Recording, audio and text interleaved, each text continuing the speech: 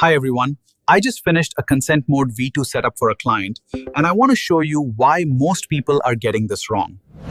Right now, I'm on the site, the banner is up, but look at the console.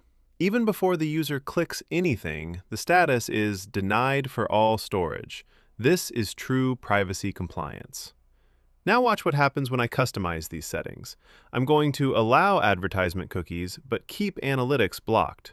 Instantly, the data layer updates. You can see add_storage is now granted, but analytics_storage remains denied. The tags are listening to the user in real time.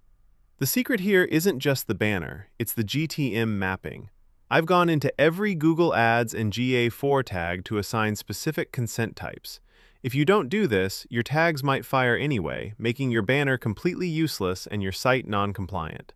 By doing this correctly, we recover lost data through Google's conversion modeling while staying 100% legal. If you aren't sure if your tags are actually respecting your banner, I'm offering a free tracking audit this week. DM me your website URL, and I'll send you a loom just like this one showing you exactly what's happening under the hood.